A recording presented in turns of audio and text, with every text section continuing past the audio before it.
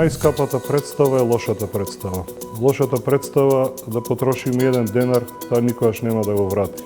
Човештвото константно создава проблеми и војни кои што стануваат само терет на некои идни генерации. Забележуваме дека растот на ИКТ индустријата и на извозот на ИКТ услугите е намален. Медицина, финанси и храна се оние кои што ќе останат за секогаш. Ние сме македонци дури и по договорот од Преспа. Значи дури и договорот од Преспа не прекрсти во Северно Македонци како луѓе. Мислам дека доаѓа времето кога треба да престанеме да го чекаме Годо. Годо нема никогаш да дојде, дека треба некако да се фокусираме на она што се вика секојдневна радост и смисла на животот.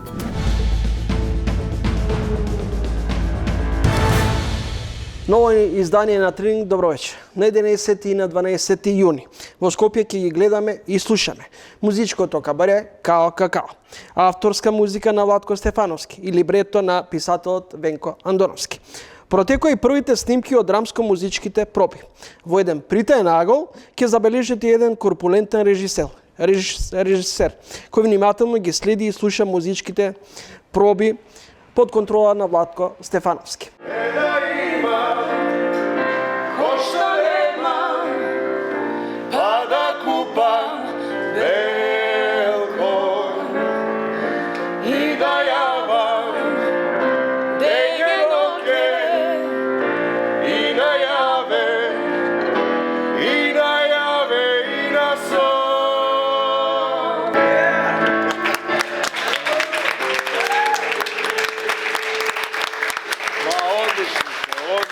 Во овој издание на Тренинг е соговорник е Дејан Пројковски, еден од најнаградуваните и најактивни драмски режисери. Добро дојдовте во емисијата. Добро, најдобро, благодарам за покана. Господине Пројковски, како течат подготовките за Као Какао и како го направивте и го склопивте целиот тим околу реализација на овој проект? Да, пробите сега се целодневни, работиме под полна парја, наближуваат датите за премиерата 2 и 3 јуни. Мюзиклот се роди многу интересно. Нашата желба да работиме на поширокиот тим еден мюзикл започна со идејата да биде некој од светски познатите мюзикли. Се додека во еден разговор не отворивме темата за македонски мюзикл и што е она што го има Македонија, што може да биде важно не само за нас, туку и во регионот. И така стигнавме до Владко Стефановски, неговата музика, се што тој има направено, бидејќи сметам дека сега заедно со Венко Андоновски, со неговото либрето, заедно со Олга Панго, кореографот, со Бобан Мирковски, Ана Костова е тука како учител по пеење, создаваме еден продукт кој што сум убеден дека ќе биде регионален културен настан. Освен големиот интерес во нашата земја, веќе имаме покани за гостување во регионот и нашите планови веќе од ова лето е да започнеме да бидеме активни во сцените во регионот, со тоа што се надевам дека од десен ќе следува и голема турнеја. Но она што е важно за овој мюзикал е што ние имаме една наша автентична, урбана, скопска приказна која што некако во себе би рекол, освен музиката на Владко, ја содржи и духот и времето на старото Скопје и се она што е сензибилитет на нашиот народ, така што низ многу хумор, многу емоција, многу љубов, многу страсти, многу музика, мислам дека ќе направиме еден мюзикал кој што се надевам заедно со публиката ќе се радуваме и ќе се забавуваме заедно. Пример за неодговорен млад човек задоен со капиталистичките идеали и празната рок музика која наместо ноти користи децибели. Татко му беше меѓу првите, сега во гробот се превртува. Ти бре заразен ко салмонела, расипаш луѓе, земи ги парите да те нема од тука. Јас сум као фрајер, ти си као дама, ми смо као пар, ми смо као добар пар. Сите Петра. Као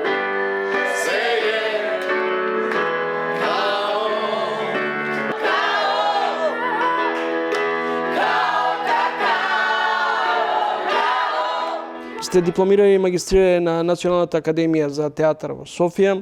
Во последните 15 на години има невообичаен распон на драмски режи, современи дела, домашни адаптации на руски, европски и други светски класици. Како се адаптирате на различните жанрови?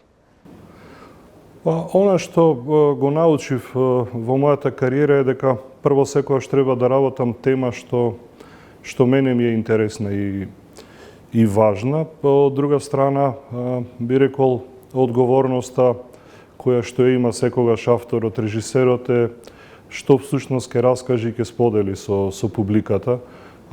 Некако така се обидувам да ги пронаоѓам темите и она што е најважно за театарот. Театарот е како животот. Театарот мора да дише и да го живее времето сега, така што се обидувам да ги пронаоѓам темите кои што се важни за луѓето и од друга страна театарот треба да биде доволно храбар да ги носи во себе освен темите да ги носи и прашањата кои што се важни денес, бидејќи сметам дека уметноста, особено театарот, никогаш не треба да се претвори во училиште по морал. Никогаш не ги работам представите со идејата дека јас ги знам одговорите или дека јас сум попаметен од своите гледачи. Идејата е секогаш во комуникацијата и во отварање на вистинските теми и секогаш се трудам секој гледач да може, одговорајќи си на прашањата и на темите, секој да излезе на крајот со една сопствена лична приказна од представата што ја гледа. Што е за вас дефиниција на успешна представа? Успешна представа за почеток на денот на премиерата ми е многу важно да знам дека сум го дал својот максимум и дека во тие 2 месеци проби сум го дал најдоброто од себе, бидејќи уметноста е секогаш за авторот еден бескрајен маратон и трка со самиот себе. Главниот мотив ние во секоја представа да бидеме подобри од самите себе. Тоа е првото. На денот на премиерата да сум убеден дека сум го дал најдоброто, а другото се разбира е комуникацијата со публиката, бидејќи големиот режисер Питер Брук рекол дека театарот е само кога еден гледа, еден игра, односно без тие што не гледаат феноменот театар не би постоел, така што успешна представа е представа која што комуницира со публиката и која што со својот долг живот ја оправдува смислата на своето постоење. Од монодрами до дуодрами сме гледале и скромна и функционална сценографија, но и гламурозна техника. Има мирни диалози, но и атлетика на сцените. Ви се случило вашите изборот на актерите или актерите да импровизираат? Да, знаете како процесот на работа, вистинскиот процес подразбира создавање на представа која што е резултат на таа двомесечна средба помеѓу мене, авторскиот тим и актерите. За да се случи тоа, јас театарот, кога би го дефинирал со еден збор, тоа е средба. Средба на луѓе. Ние мора да ги размениме нашите енергии, нашите светови и да се обидеме во тој процес, потоа да се обединиме околу мојата идеја и представата да стане наша. За да стане представата наша, многу е важно да можеме да сме слободни да импровизираме додека ја работиме представата. Бидејќи импровизациите во изведба, мислам дека не се сериозен однос кон публиката и кон партнерите на сцена. Значи, импровизацијата е всушност дел од процесот на работа, според мене. На отварањето на новата зграда на стариот тогаш Македонски народен театар ја поставивте вечна куќа од Плевнеш, спектакуларна представа со чилична конструкција и гламурозна сценографија. Дали се тоа скапи представи за еднократна употреба? Знаете како, најскапата представа е лошата представа. Лошата представа да потрошиме 1 денар, таа никогаш нема да го врати. Представите, јас ги делам на добри и лоши. Тие не се ефтини и скапи. Конкретно за вечната куќа, таа мислам дека имаше 3-40 изведби, што значи дека некои 24-5 луѓе ја гледале во живо представата, така што таа имаше еден долг и сериозен живот. Она што е многу важно е секоја представа пред почетокот, да треба режисерот, директорот на театарот да знаат, уметничкиот директор, која е целта на представата, нели, зошто таа се работи. Да кажеме во регионот големите продукции кога ги работам, кога си даваме задача, не знам, да го создадеме светот на Достоевски, всушност како изгледа браќа Карамазови, кога би ги виделе вистински на сцена, или кога треба Дервишот и смртта, тој голем свет на Меша Селимовиќ, да го создадеме на сцена. Секогаш е голем предизвикот, всушност како литературата станува сценски израз, бидејќи во процесот мора да се пронајде тој мост, како литературата станува театар, и се разбира, некогаш е многу важно кога имаме можност да користиме техника и технологија, каде што всушност на тој начин ние визуелно зборуваме она што авторот го кажал како пишан текст. Значи нас визуелното ни е всушност нашиот јазик со кој што се обидуваме да го зборуваме јазикот на Достоевски, на Шекспир и така натаму. Пред 20 години го режиравте спектакл по повод Денот на самостојноста, во септември 35 години државотворност. Ако креативните луѓе не се обременети со граници, дали државата не е заробена со или изолирана од национална самобендисаност? Знаете како, јас мислам дека не е срамота, не е лошо и не е погрешно човек да ја сака својата земја. Кога човек на вистински начин ја сака својата земја, тој на вистински начин и ги почитува сите други останати кои што ја сакаат својата земја. Мислам дека денес патриотизмот би требало некаде да најде допирна точка со космополитизмот. Мислам дека е тоа важното да се знае и се разбира да се сака својата земја. Мислам дека не се сака со зборови, земјата се сака со дела. Особено денес, што значи да се сака својата земја, мислам за почеток дека треба да се занимаваме со екологија, да биде чиста нашата земја, има многу работи на кои што може да покажеме дека ја сакаме нашата земја и како се сака нашата земја. Мислам дека да се сака својата земја значи да се направи подобро место за живење за идните генерации. Односно, да покажеме како ја сакаме нашата земја, треба да создадеме место и земја каде што младите ќе гледат својата иднина и својот живот. Се додека имаме голем број на млади луѓе кои што заминуваат од нашата земја, мислам дека треба да го бараме и да го редефинираме поимот што значи да се сака земјата. Јас мислам да се сака, значи да се грижи и да се остави нешто. Знаете како што велат кинезите, дека треба да се засади дрво, по чии што сенки ќе седат некои други генерации.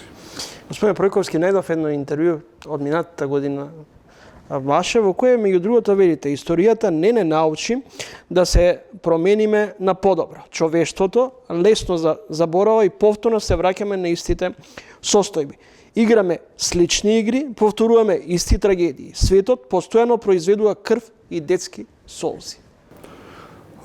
Знаете како сите изминати години, последните 2 децении, одново и одново се убедував дека времето што го живееме е време каде што ќе се занимаваме со други вредности. Ова што се случува денес во светот не ми беше сватливо дека може да се случува, дека всушност некако низ историјата доволно пати сме ги играле едни игри што се викаат војни, поделби и така натаму, и дека всушност ќе се занимаваме со некои нови вредности, но за жал се покажа дека не е така. И мислам дека човештвото, она што денес најлесно го прави, тоа е производството на тони и тони литри детски солзи, и дека всушност тоа е најлесното. Ако се вратиме на мојот омилен автор Достоевски, тој вели дека кога ќе падне макар една детска солза, дека човештвото ја губи смислата на своето постојање. Така што изминатите неколку години ја работев Мајка храброст на Брехт, една антивојна драма која што точно зборува за апсурдот и безсмисленоста на војната, но тие се наша реалност. Јас понекогаш во своите представи ја поставувам тезата дали е тоа истата цивилизација каде што припаѓаат Микеланџело, Моцарт, Достоевски, Шекспир, Блаже Коневски, Петре Андреевски и истата цивилизација која што константно произведува тони литри крв. Затоа мислам дека дека човештвото има кратко памтење, за жал, и дека всушност историјата е само еден круг, некако како Дали историјата ни се повторува и зошто не умееме да извлечеме поуки од погрешните, можеби, чекори од минатото? Туку тие само се повторуваат. Јас мислам дека една од причините за многу проблеми, конфликти во секојдневниот живот на луѓето, бесконечната потрага по лажни вредности, всушност доаѓаат од заборавањето на човекот дека е смртен. Кога ние би живееле константно со идејата дека сме смртни, дека сме со рок на траење, тогаш многу од работите би сватиле дека се бесмислени, затоа што човештвото константно создава проблеми и војни кои што стануваат само терет на некои идни генерации. Генерациите добиваат како наследство терет и бреме, а не добиваат научени лекции по кои што би требало да живеат или да проложат. Така што ми се чини дека тој е еден абсурден свет кој што се разбира, мојата тема е, јас се занимавам и глобално со човештвото, бидејќи мислам дека сега живееме во една глобална шизофренија, каде што се изместуваат вредностите и, да кажеме, регионот, Македонија и регионот, поминувајќи ни долги години на транзиција, поминувајќи ни долги години каде што ние всушност постојано чекаме да бидеме дел од нешто, дел од некакви асоциации и така натаму, Дејан Дуковски вели зошто се што е убаво се случува на други луѓе на други места. Односно, мислам дека доаѓа времето кога треба да престанеме да го чекаме Годо. Годо нема никогаш да дојде и дека треба некако да се фокусираме на она што се вика секојдневна радост и смисла на животот. Тоа е и една од темите во моите представи. Некако мора да се бара и да се редефинира лично поимот за среќа, љубов, почит, се она што е составен дел од нашиот живот и пак велам, со свесноста дека сме смртни и дека сме со рок на траење на оваа планета. Дејан Пројковски, режисер, универзитетски професор, гостин во ова издание на Трининг. Господин Пројковски, во последен период многу почесто сте надвор од државата, работите Турција, Јужна Кореја, Хрватска, Србија. Што е поголем предизвик за Пројковски? Театарската сцена надвор или дома? Знаете како јас ги делам театрите на две групи. Театри со соништа и театри кои што немаат соништа. И ги одбирам театрите кои што сонуваат и кои што имаат желба и сили да ги исполнуваат своите соништа. И мислам дека е тоа најважното, да најдеме смисла на работата што ја работиме, а во нашата работа, бидејќи театарот е колективна игра, многу е важно да се најде тимот кој што верува дека тоа што го правиме е важно, има смисла и екипа која што ја почитува публиката која што ќе дојде. Се обидувам да работам во театри каде што има актери кои што се добро работат со текстот, се разбира, на кои што работат сериозно со своето тело, актери кои што се спремни на големи предизвици, за да можеме да создадеме сценска естетика која што ќе биде модерна, современа, но која што ќе има во себе нешто иновативно. И мислам дека генерално Балканот е еден простор каде што актерите ни се бескрајно талентирани. Јас мислам дека понекогаш е просто прашање на театарскиот систем, организираноста, посветеноста и така натаму кога не се случуваат резултатите што треба да се случат.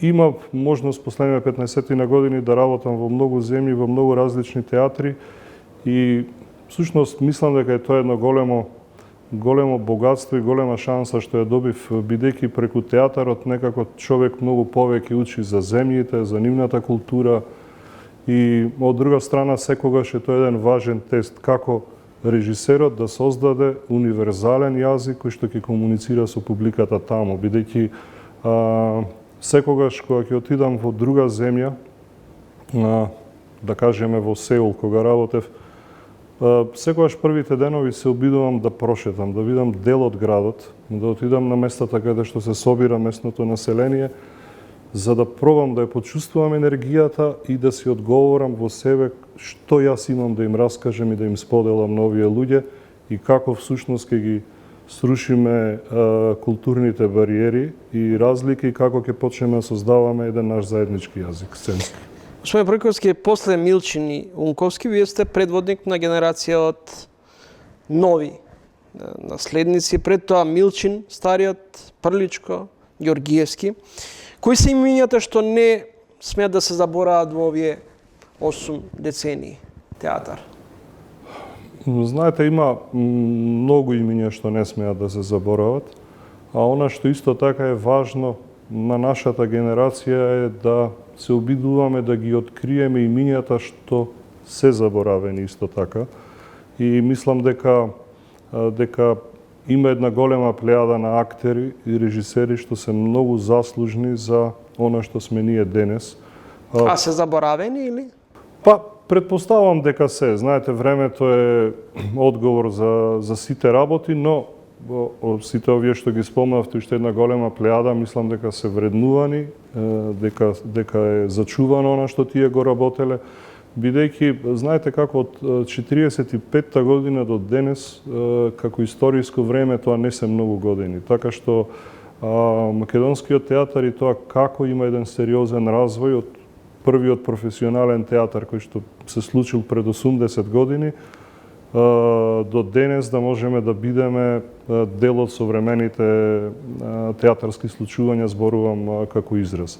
Така што, еве, јас како дел од Македонскиот народен театар се гордеам со сите големи имиња, но се гордеам и со секој човек кој што бил дел од сценската техника, од таа машинерија позади сцена, односно некако театарот е едно големо семејство како фабрика за производство на соништа. Таму е важен секој сегмент. Се надевам дека сте читали и сте чуле за југословенскиот славен режисерско-актерски пар Бојан и Мира Ступица. Немаше представа на Бојана да не игра Мира. Како функционираат Дејан и Билјан? Сега работевме заедно во Мачки на глава во премиерата на Драмски театар по повод 80 години. Сега повторно работиме во Као Какао. Она што се надополнувате или се само критикувате? Па она што прво морам да го кажам е дека Билјана е во моментот на вистина еден голем актер, голем калибар и задоволството да работиме заедно е обострано, бидејќи изминатиот период некако секој имаше свој уметнички пат и мислам дека сега на сцена некако ги споделуваме световите и работите што сме ги откриле во меѓувреме. Знаете како се надополнуваме, се критикуваме се она што е составен дел од работата во театарот, бидејќи основната работа што не е дозволена во театарот е компромис. Во парламентарните состои речиси секогаш имало партиципирале уметници од режисери до актери. Имавме и спикер на собранието, покојниот Јубиша Ѓоргиевски. Ве нема сега и вас. Нели ви се чини дека парламентот наместо агора се повеќе е сцена на политички комедии, драмулетки? Знаете како, јас се научив дека мојот простор и мојата слободна територија е театарот. Јас сватив дека тоа е всушност местото каде што јас ќе се борам за моите ставови, моите мисли и местото каде што ќе ги проверувам состојбите и ситуациите. И како што вели Плевнеш во една драма Воер, Максим Бродски, ликот кој што е актер, вели дека ги повикувам политичарите сите војни да ги водат на сцена, бидејќи на сцена всушност крвта што тече е сок од малини и тоа е секогаш поевтино и поедноставно да се случува во театар. И некако мислам дека театарот ме исполнува и ми ја дава слободата, бидејќи театарот е многу сериозен медиум каде што човек и тоа како може добро да ги каже своите ставови и да не биде безгласна буква во општеството, што се разбира една и од нашите одговорности како режисери, така што го користам својот простор и своето време и на местото каде што мислам дека најдобро тоа го правам. Дали театарот многу често станува своевидно политичко училиште од кој со секоја промена на власта секој си носи свој актери, режисери? Знаете што е основниот проблем што ние го забораваме како мала земја, Нема континуитет? Континуитет, но поделбите одат на штета бидејќи ние не сме толку голема земја за да имаме 10 постави на добри режисери, 10 постави на добри актери, на менаџери и така натаму. Мислам дека секогаш стигнуваме до вредностите. Јас некако изминатиот период работејќи на секаде и кога ќе се вратам во својата земја, секогаш едно нешто се запрашувам, дека всушност треба да престанеме да се занимаваме со посочувањето на прст, дека кој е крив. Јас мислам дека доаѓа време кога треба некако сите заедно да се запрашаме, 35 години независност. Треба да се запрашаме зошто во 35 години ние немаме сериозен здравствен систем за кој што зборуваме постојано дека треба да го направиме, треба да биде подобар.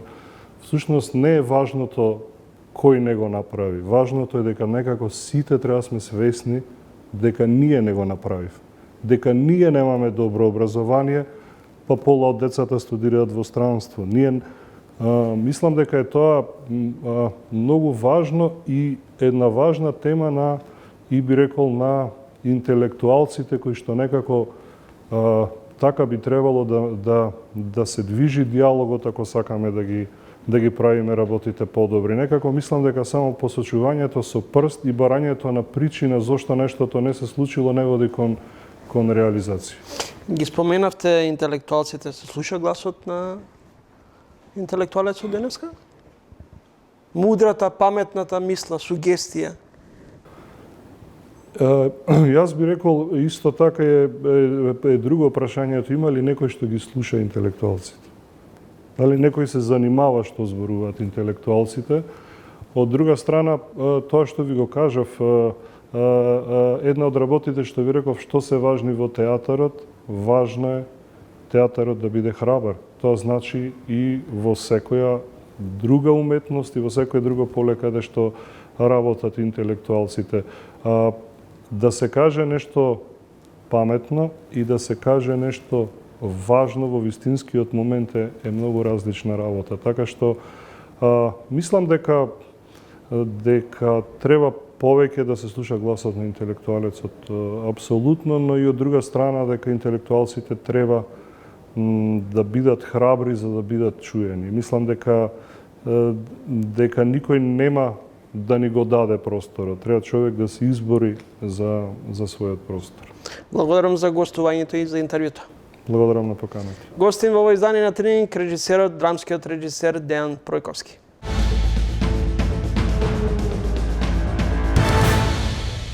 Сметам дека мора да имаме чувство на сигурност дека тој процес кога ќе почне преговорите, за кој што бевме убедувани дека се почнати, кога ќе почне и ќе заврши. Се уште постои чувство на страв, оправдан страв, и кај властите тука, но и кај општеството, гледаме по анкети, дека ако ние влеземе во уставни промени денес и ги започнеме преговорите утре, со сигурност Бугарија ќе го блокира крајот на нашиот пат кон евроинтеграциите.